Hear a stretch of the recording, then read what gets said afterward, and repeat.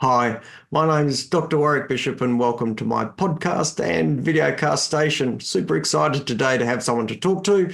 And indeed, I have Dr. Rebecca Luong, who is an accredited practicing dietitian with a special interest in sports, but also cardiometabolic. And in fact, Rebecca is also co-founder of Heartful Flavors, which I'll let her tell us more about later on. Welcome, Rebecca. Thank you for joining me. Hi, Warwick. How are you? Thanks for having me today. Delighted to have you, and I'm well, thank you. So look, let's wind back the clock a little and, well, we all have a journey or a story. How did you end up in dietetics? Thanks for the question. Well, basically, I love food all throughout my life, and because of the love of food, I started studying a Bachelor of Food Science at the University of New South Wales.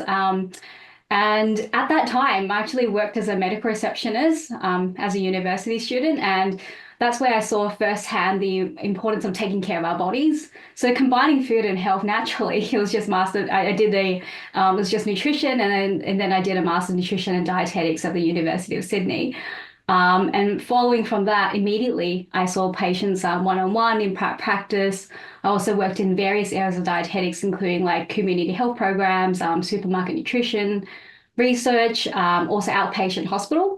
And then all along, I kept seeing the same issues that pop up, like high blood pressure, high cholesterol, high blood sugars, abdominal adiposity. Like, why do they keep coming together? So then that led me to pursue a Doctor of Philosophy of Diet and Cardiometabolic Health at the University of Sydney. So to this day, I still see clients one-on-one, and also recently founded Heartful Flavors for flavors that put your health first, which we'll talk a bit more about later. Yeah. I'll certainly look forward to coming back to Heartful Flavors presently. But you said you love food yourself. Just a quick one. Did you have anyone in the family who was medical so that you sort of lent that way, or was this somewhat serendipitous? And part two of the question, what are the sort of foods that you really loved that were in the back of your mind as you were thinking about becoming a dietitian and helping others? Good question. Thinking about in terms of like what brought me into it, I think it was really my interest in food. Like I just like eating different foods. I found food products really fascinating. And when I went to the supermarket, it was like my library. That's how I felt. And in terms of having a medical background, like I didn't think about it too much in terms of family history and things like that. But I do, like in my family, like people have had diabetes, they've had heart disease, they've had high blood pressure, whether it's genetic or lifestyle, it probably could be more of a lifestyle thing in that sense, because it's not like there's no familial hypercholesterolemia from what I can see. It's not like where LDL cholesterol is above 6, like not like that. And I'm fine, so which is good. But yeah, people in the family have been affected by it, but it does affect lots of people anyway. Yeah, Like when I looked yeah. at the statistics, so like 2 in 3 have abnormal blood lipids in Australia, which is ridiculous, but that's what is happening at the moment. Yeah. Yeah, no question. It is, look, 1 in 4 people die from heart disease, in Mm. fact. And so this is a non-trivial situation, and really anything to the good could make enormous differences and inroads, not just for individuals, but communities if we can adopt sensible eating patterns. I'm really in awe of you undertaking a PhD. For those who don't know, PhD means that Rebecca is a true doctorate. So congratulations, because the journey to do that is significant. They do not award PhDs for for a trivial effort. It's normally a major effort of research. So congratulations for doing that. But I'm super interested that your PhD was in cardiometabolic health. Mm. And of course, I'm in exactly the same wheelhouse as you in that regard, because I see exactly the same people you described. I see people with cardiovascular disease who have dyslipidemia, abnormal cholesterol levels. They have that central adiposity or weight around their tummy. Their triglycerides are up. Their sugars may be elevated. They may be diabetic or pre-diabetic. So tell me if there was 2 or 3 main points that came from your PhD and your understanding about cardiometabolic health, what would they be, Rebecca? Yeah, I think that comes, I think before we discuss it, and so people know, probably can define what they are. So firstly, with cardiometabolic health, I think it was a term that was first coined in 1999. Just those risk factors that you just mentioned, like blood sugars, adrenal adiposity, blood pressure, all of that, those risk factors that are predictive of cardiometabolic disease, which includes like heart disease and diabetes. So that's how that term was coined. And then in terms of my research, I also looked at diet. But in terms of diet, like you can always analyze single nutrients or whether you analyze a whole diet overall. And that's more and more where the research is going, where we analyze the whole entire diet. So a dietary pattern is actually defined by like the frequency, proportion of foods in that diet and a combination of all those foods and nutrients, and there's synergistic effects within that and how that impacts on our any effects that they have and the impacts on our health risks. So on top of that, in my PhD, I actually looked at frailty as well. So there's another outcome, and that's to do with healthy aging. Like I remember reading this paper, and it was one of the actually another investigators in the study that I was doing, and he was part of this paper as well, and he's really renowned in the space of frailty and older adults. He's Professor David Lecouture, and one of the papers kind of talked about aging and like different conditions, and when you age, like aging of single conditions is like say one condition, so a chronic condition. Aging of multiple organs and tissues, then you got multiple morbidity, and then as you progress along the age, as you age, and then you got aging of like multiple, almost all conditions, all organs, is where you develop frailty. So it's just like a line like that, which I found really interesting. Look, it's a fascinating space. We'll touch on frailty briefly, but Yeah, before we yeah. do, cardiometabolic, for those who are listening, really pertains to the heart, as you said. Mm, And when we talk about metabolic, we're mm, mostly talking about diabetes and pre-diabetes, and we talk about the mm, consequences of that.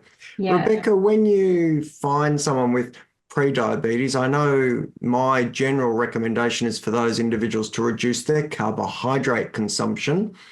And my belief behind that is if you reduce the carbohydrates, then you reduce the insulin response that those people have. And many of those people are insulin resistant, meaning that when they consume sugar, they have a fairly brisk insulin response. And my understanding and belief is that insulin probably underpins some of the negative outcomes we see in metabolic syndrome, which are increase in adiposity, which we Mm, use adiposity instead of fat. For mm. those wondering what adiposity means, and central adiposity just means a fat tummy.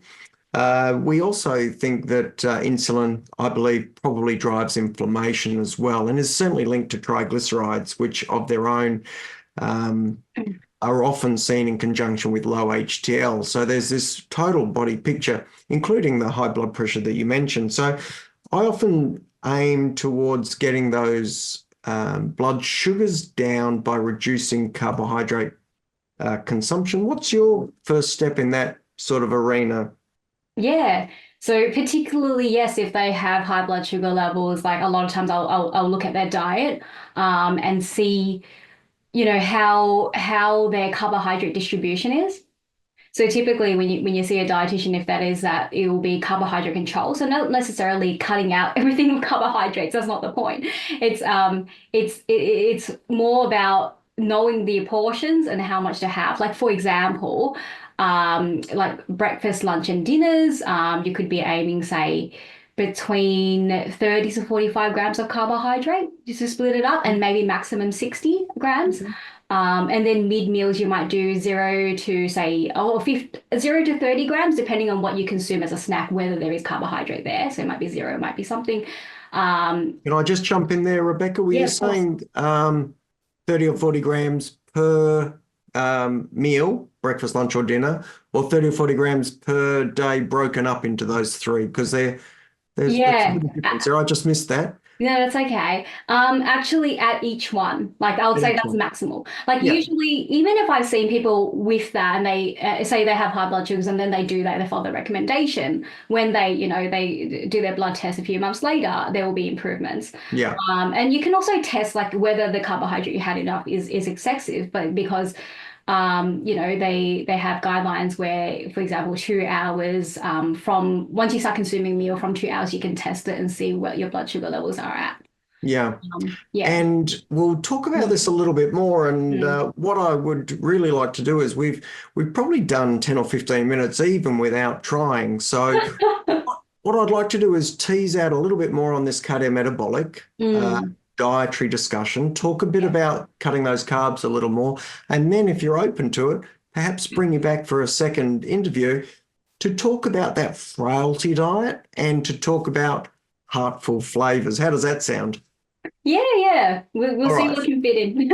All right, let's come back to the reduced carbohydrate eating regime. When you're talking to your clients or patients, are you making a significant distinction between types of carbohydrate? Are all carbohydrates basically the same? And from my understanding, even if you've got brown, grainy bread, the body still breaks it down to simple sugars to absorb it. You may have increased fiber, it may take longer to digest, but it Mm, still breaks down to sugar mm. versus a tablespoon of table sugar. So they still break down to the same things. How do you make those distinctions for your patients and how does that fit in with your discussion? Yeah, so firstly, you can talk about the amounts of it, and then you can also go to the types of carbohydrate, or you can go into like the low glycemic index and the high glycemic index, which is kind of what you kind of touched on, like where you have a high glycemic index, basically, for example, if you have white rice, like it will increase the peak of your blood sugar levels faster and it will drop down faster. And that means the energy lasts you for shorter. But what you want is probably like, say, a low GI rice, like basmati rice and basmati brown rice.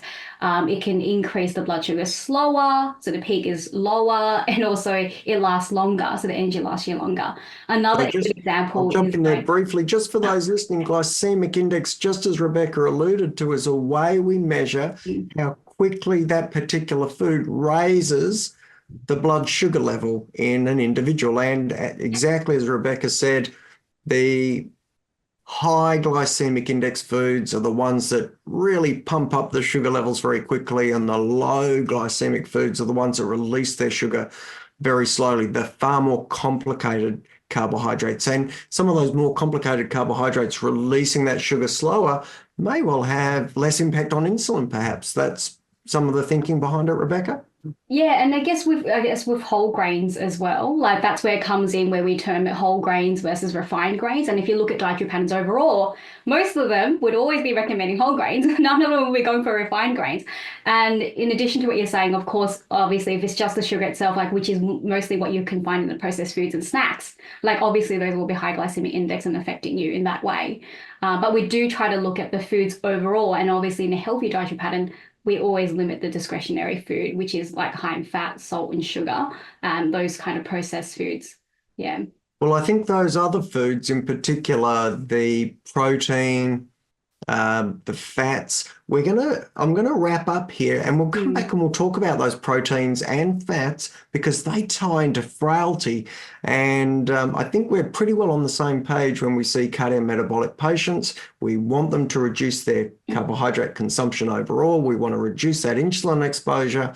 But how about we wrap it up here and I invite you back for another occasion where we talk about the protein and the fat, particularly for that frailty and for the heart. Is that okay with you?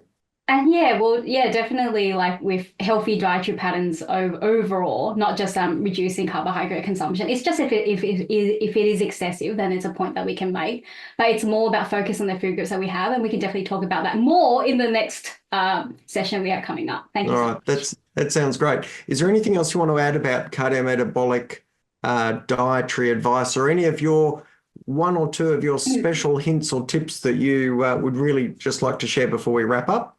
I definitely can, and I hope it doesn't take too long, but I think the listeners will love this. Please. So basically, like in dietary patterns overall, like the most best diets for like heart health, metabolic health, from what we can see and know from all the different studies, you'll have the Mediterranean diet, you'll have the DASH diet, you have the portfolio diet, you also have like, for example, the Nordic diet, where there's more research there, increasing research. The DASH diet, sorry, stands for the dietary approaches to stop hypertension. All of these diets would always have vegetables, fruits, whole grains, legumes, nuts and seeds. That's in all of them. Okay. And then most of them, also all of them will always limit the discretionary food, like the high fat, salt, and sugar processed foods. There's minimal red meat, and most of them also recommend the fatty fish. And all of that together would make sure if you're eating that, naturally your diet will be low in saturated fat, low in sodium, low in glycemic index, and also high in potassium. So those are all the nutrient characteristics of that.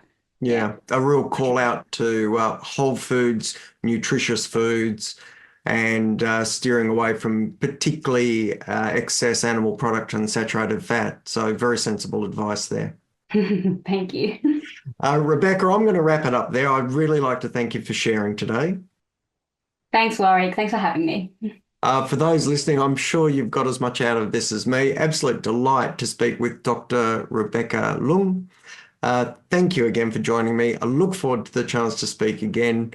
For anyone listening, if you've got any queries or questions, please drop me a note at Dr. Warrick, at info at drwarrickbishop.online, and open to any questions or suggestions for future podcasts. I'd be super grateful if you enjoy these podcasts, if you share them with someone else as well. For now, though, I am going to wish you the very best, and I hope you live as well as possible for as long as possible. Take care, and bye for now.